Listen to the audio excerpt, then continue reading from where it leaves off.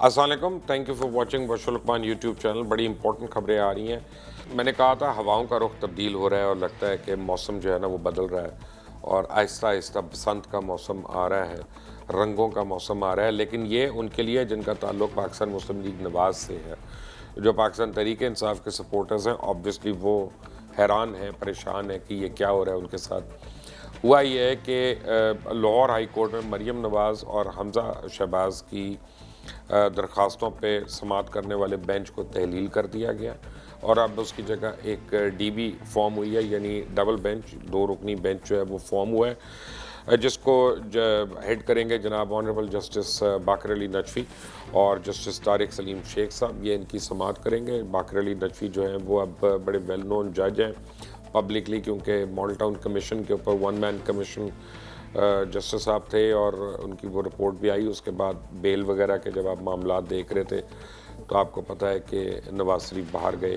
वो भी किसने किया। बट एनीवे, हमज़ा शहबाज की जो दरख्वास्त है उस पर तो वो तो जाएगी जनाब ऑनरेबल जस्टिस मुज़ाहिर अली अकबर नकवी के पास और जस्टिस सरदार अहमद नईम, ये भी उनके साथ समाअत करेंगे। ये भी डबल बेंच है और अब काफ़ी PMLN वाले जो है वो बड़े एक्साइटेड और अपबीट है और उनका ख्याल है कि प्रोसिक्यूशन जो है नाकाम हो चुकी है इन दोनों के ख़िलाफ़ कोई भी चीज़ प्रूफ करने में, तो अब उनको रिलीफ मिलना चाहिए। मीनवाइल एक तीसरी दरख्वास्त आई है जिसमें मरियम सफदर ने दरख्वास्त किया है कि उनको वालिद की तीमारदारी के लिए जाने दें और उनका नाम ECL से निकालें। ये एक हैरानी की बात है कि जब पहले वालिद का बाईपास हुआ था तो मरियम जा ही नहीं रही थी वहाँ पे, उनके पास बिल्कुल भी नहीं गई, एक दफ़ा भी नहीं गई, यहीं पे जलसे वलसे करती रही हैं। अब पता नहीं वो कहती हैं कि वालिद का ऑपरेशन नहीं हो सकता मेरे बगैर, या वालिद ने ये कहा है कि मरियम के बगैर मैंने नहीं कराना। अब मुझे नहीं पता कि उन्होंने टॉर्च पकड़ के खड़े होना ऑपरेशन थिएटर में या सुई धागा लेके खड़े होना बाद में, लेकिन बहरहाल अब ये एक प्लान बन गया हुआ है। और नून लीगी तो कहते हैं कि जी अंदर की कहानी है कि मई के आखिर में मरियम नवाज़ जो हैं वो लंदन में होंगी और इस तरह सारी नून लीग जो है ना वो प्रेशर से हर किस्म के आज़ाद हो जाएगी। बहरहाल अब वो भी समाअत होनी है। उनका कहना है कि जी मेरे वालिद की मेडिकल हिस्ट्री मेरे से ज़्यादा कोई नहीं जानता। डॉक्टर अदनान को फिर वापस बुलवा लेते हैं, वो वहाँ पे क्या करे, बेचारा बैठे बैठे मरीज़ हो गया। वो तो शक्ल से मुझे लगता है कि वो वायरस वो सिर्फ चाइना से निकला है। अदनान साहब आप भी ख्याल करें, आप माशाल्लाह आपकी क़ुव्वत मुदाफ़ियत इतनी अब ज़्यादा नहीं मुझे लग रही। आप कहीं इस वायरस का खुदा न खास्ता वो जो है ना वो पाकिस्तान से दूर ही रखें इसको। अब मरियम का ये भी कहना है कि अदालती जो टाइम है वो ख़त्म होने वाला है जो उनको मिला था, तो अभी तक हुकूमत ने उनका नाम ECL से नहीं निकाला, तो अब उनकी इस्तदा है कि फ़ौरी तौर पे उनका नाम ECL से निकाला जाए ताकि वो अपनी वालिद की तीमारदारी के लिए जा सके। अब देखना ये है कि उनको इजाज़त मिलती है कि नहीं, और देखना ये है कि क्या हुकूमत जिसने काबीना ने फ़ैसला किया था कि मरियम सफदर का नाम ECL पर डाला जाए, क्या वो काबीना अपने ही फ़ैसले को रीविज़िट करती है कि नहीं, और रीविज़िट करके उसको मरियम के लिए को अच्छी खबर में कन्वर्ट करती है या नहीं, ये तो आने वाले दिन ही बताएंगे। अभी ज़रा हालात मुझे टफ़ लग रहे हैं, मई जून में भी, बट नॉट राइट नाउ। अब मौलाना फजल रहमान जो है वो दोबारा से एक्टिव हो रहे हैं, दोबारा से एक्साइटेड हो रहे हैं। मौलाना फजल रहमान जो है, मैं लाहौर में भी कल फिर रहा था तो जगह जगह जो है ना उनकी पार्टी के झंडे मुझे अब हर जगह पे नज़र आ रहे हैं। मौलाना के लोग हैं तो बहुत ऑर्गेनाइज, उसमें तो कोई दो राय नहीं है। मौलाना की तंजीम, मौलाना की जमात, ये बड़े ऑर्गेनाइज लोग हैं और बड़ा नीटली उन्होंने पूरे लाहौर को एकदम से उन्होंने फिलअप करना शुरू कर दिया है और उन्होंने बताना शुरू कर दिया लाहौरियों को कि मौलाना फजल रहमान जो है वो आने वाले हैं, लाहौर आने वाले हैं। और अब आहिस्ता आहिस्ता उनका मोमेंटम जो है वो पिकअप होना शुरू हो रहा है।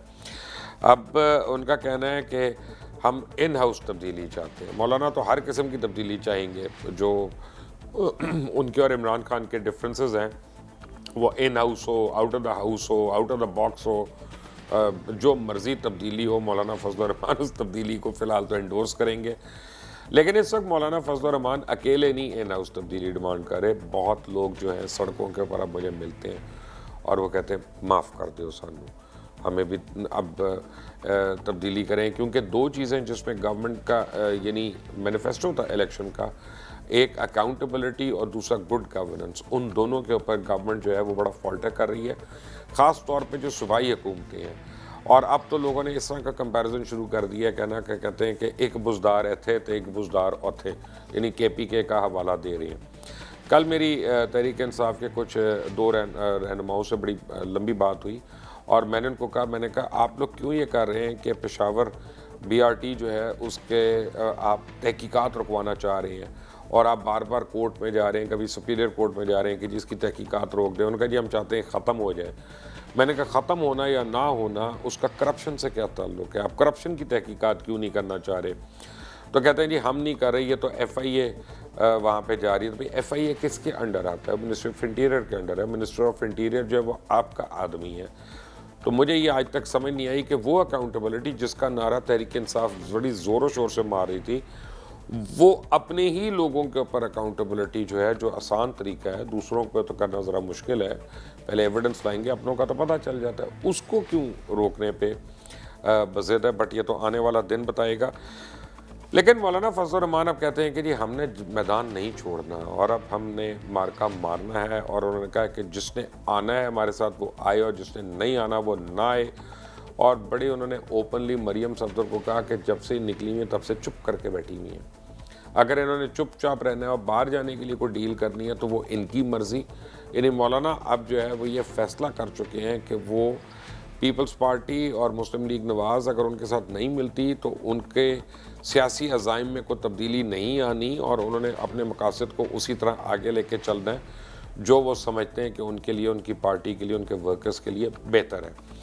अब उन्होंने फिर एक बार हुकूमत मुखालिफ तहरीक का अंदिया दे दिया है और मार्च का महीना जो है वो उनके हवाले, वो तो ये कहते हैं मार्च में अब मार्च होगी, तो यानी मार्च आउट होगी, ये उनका ख्याल है। लेकिन I think it's a bit soon for that. अभी प्रेशर उनको बिल्डअप करना पड़ेगा और वो कितना बड़ा कर सकते हैं that time will tell. But ये है कि मौलाना फजल रहमान का इस बारी स्लोगन जो है बड़ा स्ट्रॉन्ग है। वो कहते हैं हम गरीबों के साथ खड़े हैं, हम नौजवानों को साथ रखना चाहते हैं। यानी नौजवान इस मुल्क के इस वक्त जो है वो बेरोज़गार भी हैं, वो जॉबलेस भी हैं, उनके पास खर्चे भी नहीं चले जा रहे उनके घरों के, और उनके घर वाले उनको देख रहे हैं कि तुम्हें डिग्रियां दिलवाई, तुम्हें पढ़ाया, पाला पोसा, तो कब से तुम इस घर का सहारा बनोगे। बहुत लोगों को बड़ी प्रॉब्लम्स हैं, परेशानियां हैं।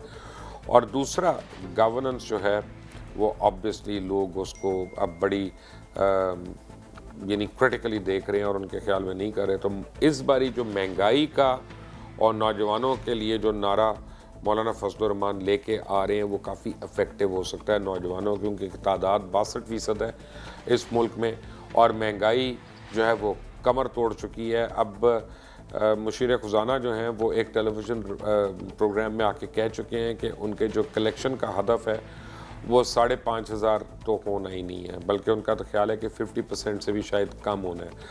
अगर तो यह है तो फिर आज और जून के दरमियान बजट आने से पहले हुकूमत को मज़ीद बहुत ज़्यादा टैक्सेस लगाने पड़ेंगे। IMF उनको ज़ोर दे रही है कि गैस के ऊपर और टैक्स लगा दो, और हुकूमत जो है उसके अंदर डिस्कस हो रहा है कि गैस के ऊपर कितनी कीमत बढ़ाई जा सकती है, पेट्रोल एक बार फिर बढ़ने की उम्मीद हो सकती है, और चीनी, गंदम, आटा, ये तो आप सबको पता ही है कि इनका क्या हाल हुआ।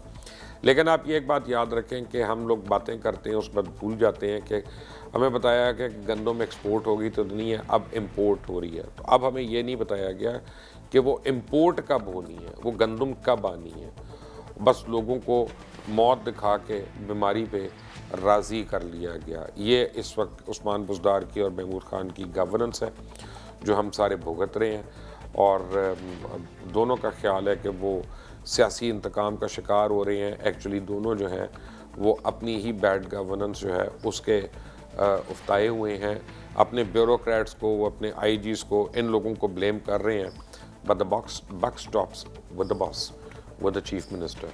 और जब से 18वीं तरमीम आई है उसके बाद सूबाई चीफ एग्जीक्यूटिव जो है वो चीफ मिनिस्टर ही है, नोबडी एल्स।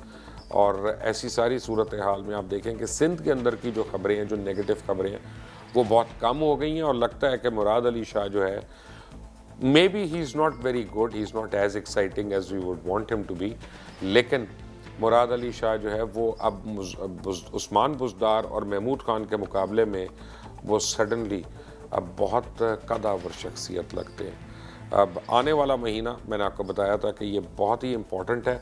हालांकि 20 तारीख से PSL किक ऑफ हो रही है, PSL शुरू हो रहा है और सडनली न्यूज़ चैनल से तमाम व्यूअर्स जो हैं वो शिफ्ट होंगे और क्रिकेट देखेंगे, अपनी अपनी टीम्स को सपोर्ट करेंगे। और क्या कहते हैं कि हम लोग सब्र करेंगे। हम तो सब्र इसलिए कर रहे हैं, लाहौर कलंदर के साथ साथ जो भी है उसको सिर्फ सब्र ही कहा जा सकता है, और तो कोई उसके पास स्ट्रेंथ नहीं है। लेकिन यह है कि मुझे लग रहा है कि 15 ऑनवर्ड्स ये एक्टिविटी 15 फरवरी से बहुत ज़्यादा एक्टिव हो जाएगी और मार्च जो है बहुत हीटेड मार्च होगा इस बारी। It will not be a normal march. You are watching virtual Luqman YouTube channel. Thanks for watching. Bell icon को ज़रूर प्रेस करिएगा। अंटिल द नेक्स्ट टाइम, अल्लाह हाफिज़।